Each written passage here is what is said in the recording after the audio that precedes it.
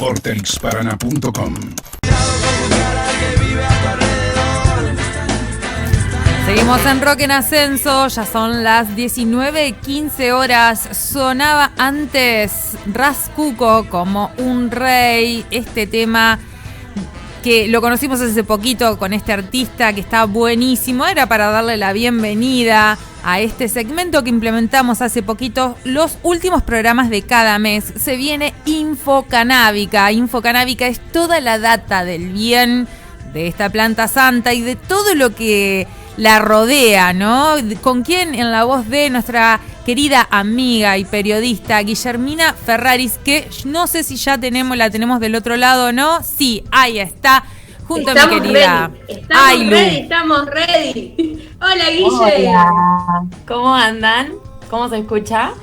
Genial. Bien, perfecto. Es la primera vez, yo le quiero contar a toda la audiencia que es la primera vez que con la Guille compartimos aire. Totalmente, estábamos desencontradas, amiga. Ay, no te puedo creer, claro. Mira. Veníamos en una, pero bueno, ya estamos. Ya estamos acá abrigadísimas, por lo que veo. Yo dentro de mi propia casa estoy con bufanda, pero bueno, tengo también acá al lado de la ventana, vos también. Claro, claro.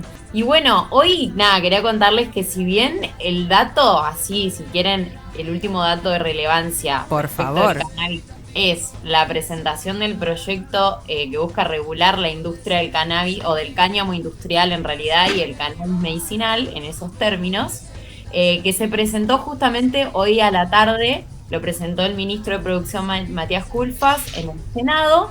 Esa es la data más relevante y última, diríamos, pero me parecía que estaba bueno traer al programa de hoy algo que se relaciona indirectamente con esta data y que tiene como mucho más poder de crítica, y creo que es como una urgencia también, lo vi yo, más allá de este proyecto productivo que lo celebramos y tal.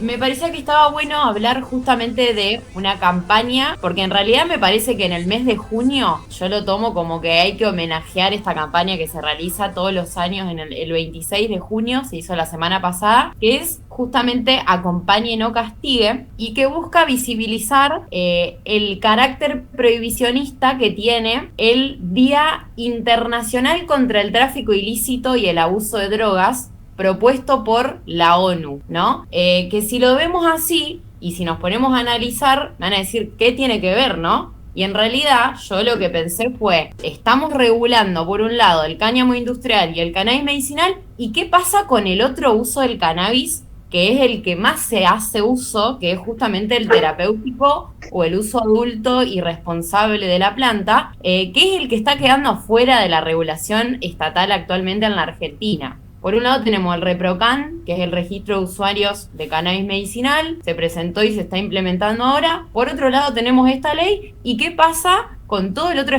espectro de usuarios de la planta que lo siguen haciendo en la ilegalidad? Entonces, bueno, me pareció que para homenajear la campaña estaba bueno justamente hablar de lo que significa esta campaña que se llama Acompañe no castigue, y que se viene realizando en Argentina desde el 2013, y participan más de 70 organizaciones de acá de la Argentina, que es un montonazo. Y lo que está bueno es que es bien federal, ¿no? O sea, se representan las problemáticas bien sectorizadas de cada territorio de nuestro país y sus particularidades. Y bueno, y en el país, en realidad es una campaña que se da de manera global en más de 260 países. Así que bueno, es como que cada vez viene visibilizándose y masificándose más esta cuestión, que busca como, nada, ponerlo en ojo crítico, porque si nosotros vemos en las noticias, la Cedronar de la Argentina, por ejemplo, vieron que ahora cambió con el nuevo gobierno, cambió de titular la Cedronar, que es esta secretaría que busca abordajes integrales en lo que es política de drogas. Y bueno, se habló de todo un cambio de paradigma. Gabriela Torres habló de la importancia de regular también otros usos de sustancias que son legales, pero que son las que generan más riesgos, diríamos, como son el alcohol y el tabaco. Y una dice, bueno, chau, tremendo cambio de paradigma está planteando esta señora. Pero después, cuando llega el 26 de junio, vemos cómo, si entran en la página del gobierno, podemos ver cómo en el marco del Día Internacional contra el Abuso de Drogas la Cedronar celebró un acto y habló de la apertura de 50 centros de día para los usuarios de sustancias, que vos decís, estás cayendo en la misma lógica abstencionista de celebrar este día que tiene un carácter netamente punitivo. Claro. Porque justamente asociar el uso indebido con el narcotráfico, estás hablando de que el consumo de sustancias ilegales es algo criminal. Así que bueno, nada, si quieren les empiezo a contar un poco. Dale, básicamente lo que busca es visibilizar cómo todos estos años que se viene llevando adelante una guerra contra las drogas no sirvieron de mucho, han sido un fracaso, y justamente lo que busca es poner el foco de atención. Lo que busca visibilizar es eso, cómo el fracaso de la guerra contra las drogas no está representando el mundo multicultural y diverso en el que vivimos, y justamente va a contrapelo perfecto de la relación que tuvo el ser humano con las sustancias históricamente, ¿no? Y también es muy negacionista de parte de la ONU que en sus propios informes salgan estos resultados y estas consecuencias de la guerra contra las drogas, y que se siga fomentando la misma política que no distingue justamente entre el riesgo que tiene una sustancia per se y el riesgo que tiene la guerra contra las drogas que se monta sobre ella. Porque ¿qué hacen los líderes políticos justamente? Confundir y desinformar a la gente diciendo la droga mata, cuando en realidad, si vemos los resultados, vemos que, por ejemplo, según la propia, esto es muy fuerte, según la propia ONU, en el Informe Mundial de Drogas que sacó de 2020, del espectro completo de usuarios de sustancias, solo el 13,4 tienen un consumo problemático de las mismas. O sea, es un porcentaje muy mínimo, ¿no? Sí.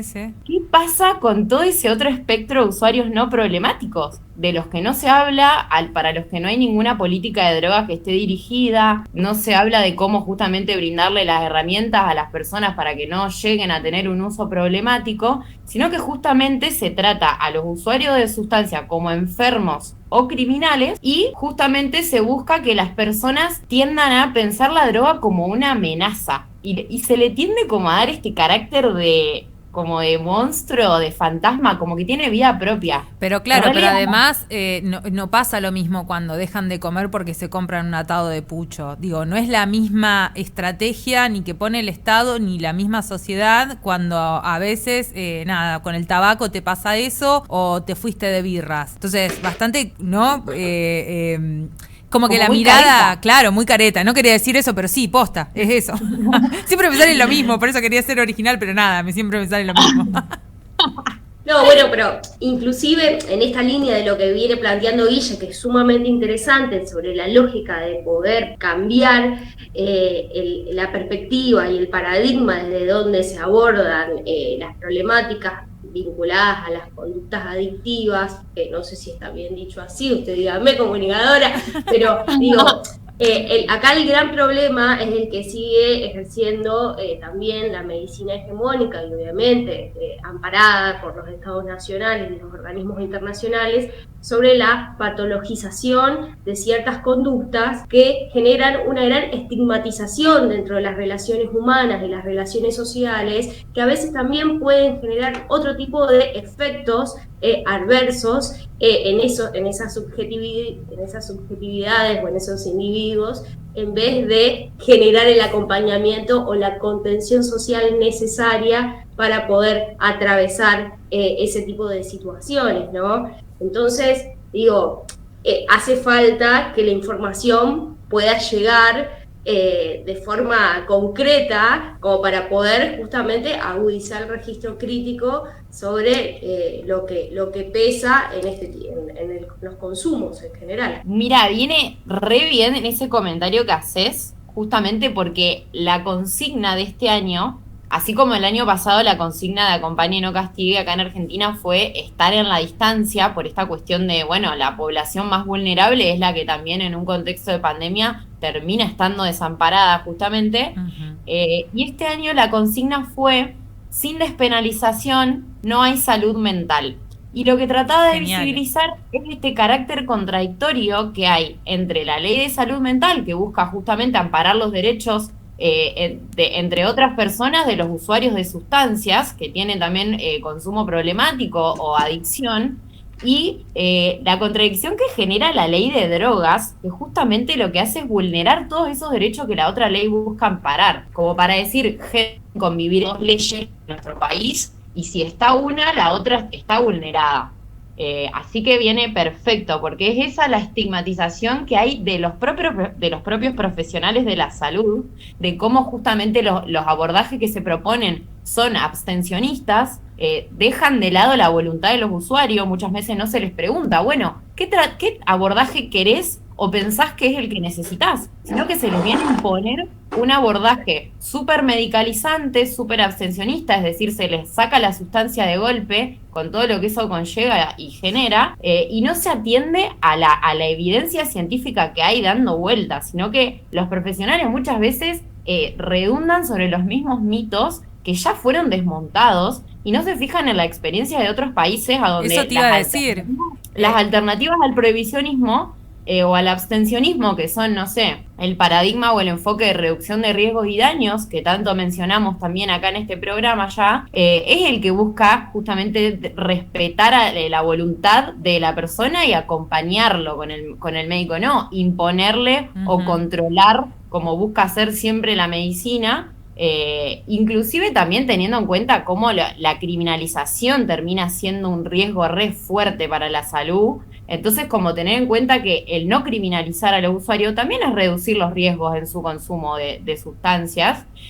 Así que bueno, la idea es como poder poner todos estos enfoques sobre la mesa y decir, no es que no hay alternativas. Hay alternativas, nada más que no se están visibilizando y no se están tomando en cuenta. Y es re importante que en este programa estemos hablando de esto, porque también el otro meollo de la cuestión es que los líderes políticos nunca van a asumir el costo político a menos que la opinión pública lo demande. Como siempre vemos, los movimientos sociales van antes que las leyes, y las leyes llegan tarde. Entonces, si queremos que los líderes políticos tomen una decisión profunda y radical respecto de la política de drogas, es que, bueno, los medios se tienen que empapar también de estos temas y generar la demanda social que va a hacer que finalmente los líderes políticos asuman ese costo. O miremos cómo pasó con Uruguay. El Pepe dijo, che, es un costo político inmenso lo que voy a hacer, pero voy a probar a ver qué pasa, porque veo que en otros países la regulación del cannabis dejó que, o sea, descendieron los índices de narcocriminalidad, el consumo, inclusive el consumo de otras sustancias, porque si vos vas y le ofreces marihuana de calidad al usuario y no se tiene que encontrar con un dealer, y probablemente se enfoque en esa sustancia que es la que quiere y no el efecto góndola que se genera cuando vas al mercado ilegal y el dealer te dice, no, hoy no tengo esto, pero tengo esto otro. Fíjate, claro, que te puedes de comer un montón de cosas y que además hay trata, hay trabajo infantil. Por eso volvemos al mismo resumen, no sean caretas. Legalizarlo tiene que ver con poder hacerse cargo de un montón de cosas que se están viendo y mirando para otro lado. De hecho, te iba a decir, en Europa, en Suiza precisamente, hay mucho problema con la heroína. Y me acuerdo que había, por ejemplo, para los niños que nacían en ese contexto, había incubadoras en distintas partes de todo el país de Suiza. Eso se extendió a toda Europa. Digo, cuando se quiere buscar la estrategia para poder apalear la situación, se la busca. Y realmente los índices, está todo escrito, no estamos diciendo nada nuevo. O sea, dejen de mirar para otro lado, ¿no? Porque posta que estos índices, esto que yo estoy diciendo, googlealo y te salen ahí, compará índices y cómo ha bajado. Entonces, cambiemos la estrategia. Nada, no es compararse con ningún país mejor que nadie, simplemente pongámoslo sobre la mesa y como vos bien decís, que la comunidad también, ¿no? Un poco se haga eco de todo esto y pida una regularización y dejar de penalizar donde no hay pena, ¿no? Exactamente, incluso en esto que vos comentabas de Suiza, también lo que se da mucho, imagínense cómo caería con la opinión pública que tenemos actualmente, ¿no? Y como estas opiniones culturales que hay acerca de este tipo de estrategias, pero allá lo que se hace mucho también es desde el Estado garantizar salas de consumo que justamente le ofrezcan al usuario agujas limpias, exacto, un baño, un plato de comida, y no le están arrebatando la sustancia para que quizá justamente a ese usuario le agarre una sobredosis cuando salga de ahí, porque tenga un síndrome de abstinencia muy fuerte, sino justamente acompañar para que no llegue a un estado de vulnerabilidad tan grave. Claro. O sea, y acá en Argentina pasó, gente, no se crean que acá nunca pasó. En los 80, Intercambios Asociación Civil, que es la que justamente trajo la campaña Acompaña y no castiga a la Argentina, repartía agujas esterilizadas cuando en Argentina la tendencia más fuerte de consumo era la de heroína, como vos comentabas recién, Sin, allá en Suiza. Así que no son cosas nuevas, son cosas que se corrieron del eje de la discusión, básicamente.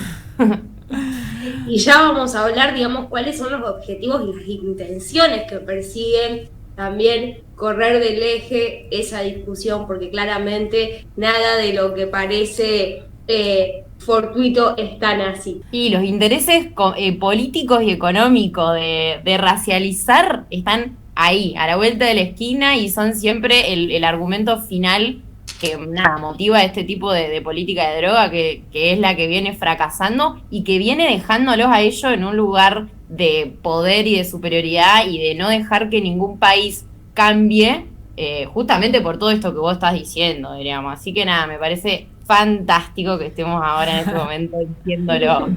Amor de mi vida, mirá, se nos va, ya nos viene el próximo invitado, pero no quería dejar de contarte y para despedirte que una banda que se llama Suma Paciencia, que es de reggae, que es de Concepción del Uruguay, estuve estrenando hace muy poquito un tema que se llama Underdog, es lo que elegimos para poder despedir y cerrar este segmento, que, bueno, nuevamente muchísimas gracias, Guille, por ser parte de este equipo, por sumarte y traernos toda esta info canábica alucinante. Un abrazo enorme para ustedes dos y gracias como siempre a toda la audiencia por coparse. Todo lo que pasa acá, búscalo en www.vortexparaná.com.